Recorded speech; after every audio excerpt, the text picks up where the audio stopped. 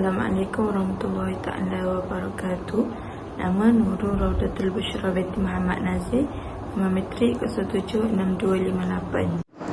Saya Nurul Izla binti Muhammad Nasri. Nombor metrik 075495. Bismillahirrahmanirrahim. InsyaAllah dalam video ini kami akan menerangkan tentang asal-usul mazhab Imam Syafi'i dan sejarah kedatangannya ke Malaysia. Baiklah, pertama sekali, siapakah Imam Syafi'i?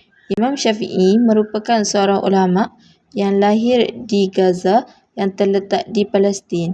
Nama sebenar Imam Syafi'i ialah Abu Abdullah Muhammad bin Idris Asy-Syafi'i. Beliau dilahirkan pada bulan Rejab tahun 150 Hijrah yang bersamaan dengan 767 Masihi. Guru beliau yang paling masyhur ialah Imam Malik bin Anas, dan Imam Syafi'i pergi berguru secara langsung dengan beliau di Madinah. Hasil keluasan ilmunya, Imam Syafi'i kemudiannya muncul sebagai seorang ulama besar Islam dan pengasas mazhab Syafi'i sebelum beliau wafat pada tahun 204 Hijrah yang bersamaan dengan 820 Masihi.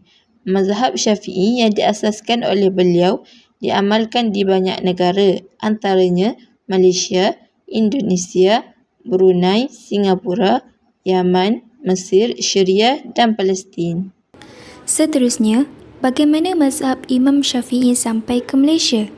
Mazhab Syafi'i pada awalnya tersebar di Mesir kerana Imam Syafi'i banyak menghabiskan masanya di Mesir.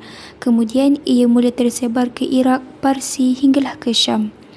Adapun di Nusantara, seperti mana yang kita pelajari dalam sejarah, Islam masuk melalui aktiviti perdagangan dengan orang-orang Arab. Terdapat bukti bahawa pedagang dan pendakwah Arab yang datang ke tanah Melayu, yakni Malaysia pada ketika itu dan ke seluruh Nusantara ini telah dipengaruhi oleh mazhab Syafi'i kerana mereka dikatakan datangnya dari Hadramaut Yaman yang berfahaman mazhab Syafi'i. Hasil dakwah dari pendakwah-pendakwah ini menjadikan Malaysia dan Nusantara menerima Islam berasaskan mazhab Syafi'i dalam aspek fiqh, merangkumi dalam urusan ibadat, muamalat, munakahat dan jenayah. Antara bukti bertapaknya Islam dan mazhab Syafi'i ke tanah Melayu adalah dengan penemuan batu bersurat Terengganu yang menyatakan pengisytiharan Islam sebagai agama rasmi di Terengganu, dan ia turut mengandungi hukum-hukum Islam yang berasaskan mazhab ini. Contohnya, hukuman rejam atau sebat jika berzina, hukum mengingkari bayaran hutang dan sebagainya. Selain itu, hukum kanun Melaka yang diguna pakai pada zaman itu juga turut menjadi bukti kedatangan Islam dan mazhab Syafi'i ke Malaysia.